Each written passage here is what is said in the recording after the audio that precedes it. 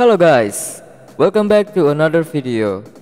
Terima kasih buat kalian yang terus mengikuti perjalanan kami dari awal, dan selamat datang bagi penonton baru.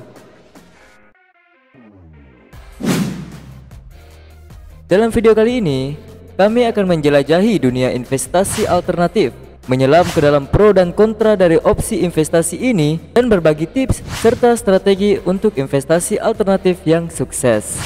Jadi, nonton terus video ini sampai akhir ya. Nah, pertanyaan pertama muncul. Apa itu investasi alternatif? Investasi alternatif adalah aset atau instrumen yang tersedia sebagai kemungkinan lain bagi kita untuk menghasilkan pengembalian dan mengumpulkan kekayaan. Investasi ini tidak termasuk ke dalam kelas aset saham, obligasi, dan uang tunai. Jadi, jenis investasi alternatif dapat mencakup aset yang berwujud seperti properti, karya seni, dan barang koleksi, serta aset yang tidak berwujud seperti modal ventura dan private equity. Investasi alternatif mungkin kurang liquid dan lebih sulit dinilai daripada investasi yang dikenal pada umumnya, dan mungkin melibatkan tingkat risiko yang lebih tinggi. Mereka sering digunakan sebagai cara untuk mendiversifikasi portofolio dan memiliki potensi tingkat pengembalian seiring masa. Terdapat 4 jenis investasi alternatif. Yang pertama adalah investasi properti. Investasi properti sering terdengar sebagai investasi cemerlang dan menjanjikan karena harga properti cenderung akan selalu naik mengiringi waktu. Contoh investasi properti mencakup seperti perumahan, bangunan komersial, serta tanah atau lahan pertanian. Keuntungan berinvestasi properti selain peningkatan modal juga berpotensi menjadi aliran pendapatan melalui sewa. Apabila kalian membeli properti untuk disewakan, maka perkiraan potensi kendala di masa depan seperti fluktuasi pasar, kemungkinan penyewa merangkak dari jadwal bayar sewa, hingga perhitungan biaya pemeliharaan properti dan atau gedung. Yang kedua adalah investasi karya seni dan barang koleksi. Mengkoleksi karya seni dan barang langka bisa menjadi investasi alternatif yang unik dan berpotensi menguntungkan. Namun, penting untuk diingat bahwa berinvestasi dalam karya seni dan barang koleksi memiliki resiko tersendiri dan mungkin tidak cocok untuk semua investor. Sebelum investasi ke karya seni dan barang koleksi, kalian harus memahami bahwa nilai barang dan permintaan dipengaruhi oleh tingkat kelangkaan. Selain itu, tentu kondisi dari karya seni dan barang yang akan dikoleksi harus dalam keadaan kondisi yang diinginkan, dan pastinya barang langka atau produk karya seni dapat dijamin keasliannya. Nah, jenis investasi alternatif yang ketiga adalah private equity, venture capital, dan hedge fund. Private equity adalah kumpulan modal dari individu maupun swasta yang dikelola oleh lembaga keuangan untuk diinvestasikan pada perusahaan privat atau perusahaan yang belum melantai di bursa efek. Tujuan investasi private yaitu membantu meningkatkan operasional mereka dengan mengharapkan pengembalian. Sedangkan hedge fund adalah sistem pengelolaan dana investasi dari individu dengan aset nominal sangat tinggi untuk diinvestasikan pada perusahaan privat dan publik yang dikelola oleh fund manager. Nah, untuk investasi venture capital sendiri melibatkan penanaman modal di perusahaan tahap awal atau startup dengan tujuan menghasilkan return yang tinggi melalui kepemilikan ekuitas di perusahaan-perusahaan pilihan.